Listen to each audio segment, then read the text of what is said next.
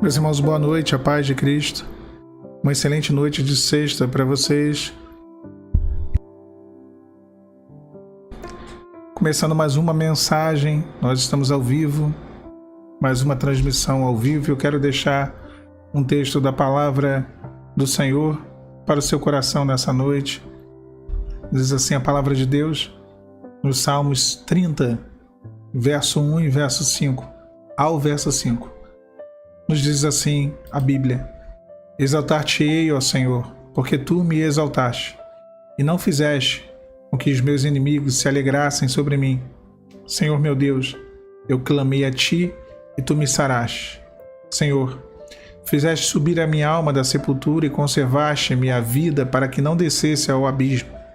Cantai ao Senhor, vós que sois seus santos, celebrai a memória da sua santidade, porque a sua ira dura só um momento. No seu favor está a vida. O choro pode durar uma noite, mas a alegria vem pela manhã. O Salmos 30 ele é mais um daqueles salmos de oração, né, de intercessão e súplica ao Senhor e de confissão, de reconhecimento do poder de Deus, de exaltação também, né? O salmista ele expressa aqui a sua gratidão, o Senhor o exaltou, né, que o Senhor o ergueu do meio da dificuldade, das lutas, e o salmista em questão é Davi. Quantas vezes Davi ele passou por situações assim, onde os inimigos o rodearam, onde os inimigos cercaram, onde parecia não haver saída, não haver solução, e ele clamou ao Senhor, o Senhor lhe deu saída. E até mesmo quando não parecia ter solução, mas realmente não tinha, Deus fez solução quando não se tinha solução. Alguns episódios onde a derrota já tinha sido proclamada, já estava anunciada, Davi em Ziclag tinha perdido os seus e ele vai atrás, ele consulta o Senhor, ele recupera tudo aquilo que ele tinha perdido, ele é restituído.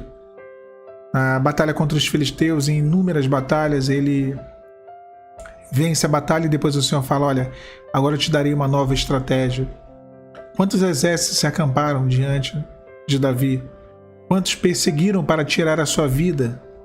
Amigos como Saul foi um dia, filhos como Adonias e Absalão, pessoas que em outro momento estiveram ao seu lado, depois se viraram totalmente contra ele. Ele diz: olha, Senhor, tu fez subir a minha alma da sepultura, conservaste-me a vida para que não descesse ao abismo. Ele passou pelos vales, ele passou pelo vale da sombra da morte, literalmente, inúmeras vezes, onde a vida de Davi esteve por um fio, e o Senhor o salvou, e o Senhor o livrou. Ele diz: Senhor meu Deus, clamei a ti e tu me saraste. Eu sempre tenho dito, né, que todos nós precisamos de algum nível de cura. É necessário que venhamos a viver algum nível de cura, porque ninguém é 100% são. Se o fôssemos, eu acho que realmente a gente não precisaria nem estar aqui, né? Não precisaria de Jesus, porque Jesus veio para os enfermos, Jesus veio para os pecadores, e aqui estamos, nós, enfermos, pecadores, necessitados. Os sãos, aqueles que teoricamente estão bem, não precisam de Deus, eles não estão aqui, não estão buscando a palavra de Deus, não estão buscando ouvir a palavra do Senhor, né? Aqui estamos nós, com as nossas histórias, os nossos traumas, as nossas decepções, os nossos... ninguém está inteiro. E a questão não é estar inteiro, a questão é reconhecer, né, que quebramos em algum momento, que a nossa fé se quebrou, que o nosso coração quebrou, a nossa mente, que a nossa saúde mental... Um dia, todos nós passamos por isso. Grandes homens e grandes mulheres da Bíblia passaram por isso. Davi foi passou diversas vezes por situações onde o vaso não só trincou, mas quebrou totalmente e teve que ser refeito. E a vida dele teve que ser refeita. E a jornada dele foi refeita em Deus. Eu gosto de Davi porque Davi é um personagem sem filtros, né? Nós temos no Brasil e aí eu vou voltar para Davi, por isso que eu lembrei. Nós temos no Brasil um personagem, né, que as pessoas têm ele como um ídolo, né? No sentido de admiração, não no sentido de idolatria, né? muitos até como idolatria, que é o Ayrton Senna. Todo mundo conhece o Ayrton Senna, né? Eu sou de uma época em que o Ayrton Senna ele era ovacionado, todo mundo só falava do Senna. E os grandes estúdios de Hollywood, eles nunca conseguiram fazer um filme sobre o Ayrton Senna, por conta da questão da família do Ayrton Senna. E a família do Ayrton Senna nunca permitiu que se contasse a verdadeira história dele, né? É como se fosse assim, a gente permite que vocês façam um documentário ou um filme, mas a gente só quer que você conte o lado bom da história dele. Não pode contar os defeitos, né? Não pode contar. É uma história como se fosse uma história de esses contos de fada, né? E hoje em dia a indústria do filme não aceita isso, né? Você tem no Netflix aí o The Crown, A Coroa, que é uma série sobre a coroa britânica, fala todos os podres da coroa britânica, possíveis e inimagináveis, estão ali, né?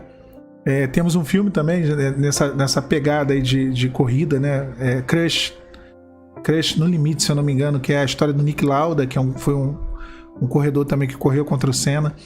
Mas do Senna ninguém consegue fazer, porque a Viviane Senna, a família do Senna, não permite que seja dito algo ruim, que ele fazia tal coisa ou outra coisa, enfim, essas coisas mais questionáveis. Quando nós olhamos para a Bíblia, nós temos alguns personagens assim, sabe, que são o exemplo daquilo que tem que ser feito.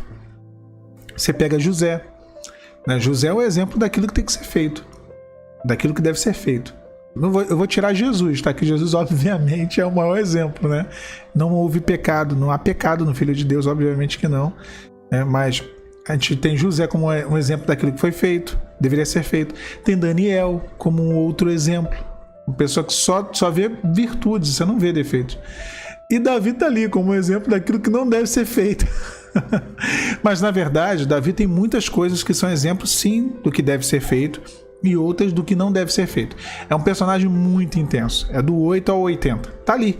A Bíblia não escondeu o adultério, a Bíblia não escondeu as dificuldades todas dele, relacionado a mulheres, não escondeu nada, tá tudo ali, e não tá passando a mão na cabeça, pelo contrário, ela mostrou que tudo aquilo que ele fazia de errado lhe custou consequências, lhe trouxe consequências.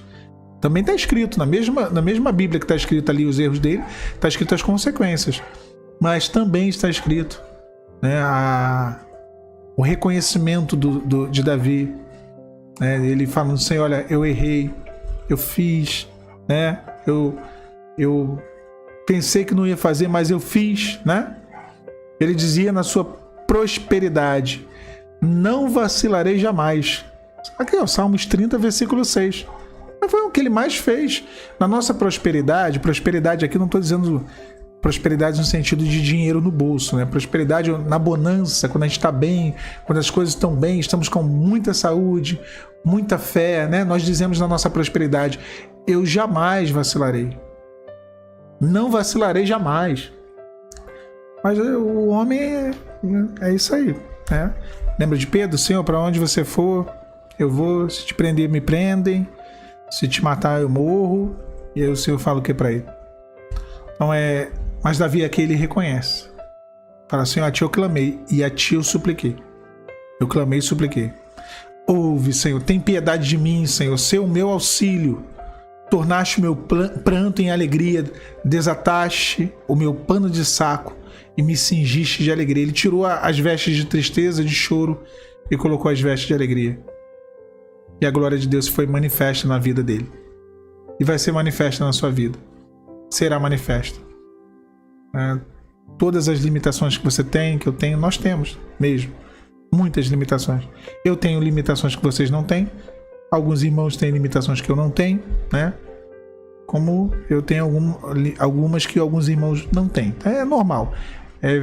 Todo mundo tem o álbum da imperfeição humana, só que uns têm umas figurinhas, outros têm outras.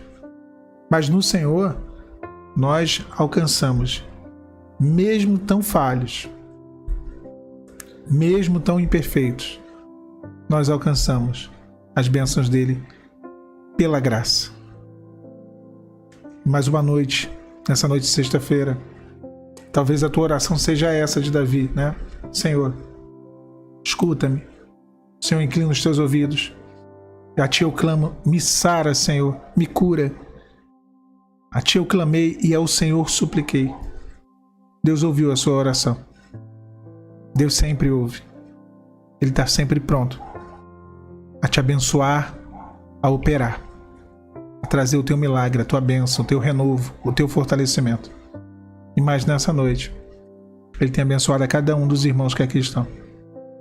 Que o Senhor traga o renovo, que Ele entre nos teus sonhos para te direcionar acerca daquilo que é o querer dEle. Porque os sonhos servem para isso, para nos mostrar os desígnios de Deus quando nós estamos na dúvida, quando nós não temos certezas. Os sonhos vêm para poder nos dar um norte. Os sonhos de Deus. Não no sentido de projeto, mas os sonhos literais. E que o Senhor possa entrar nos teus sonhos para te dar respostas. Que o Senhor te abençoe, meu irmão, minha irmã. A paz do Senhor Jesus.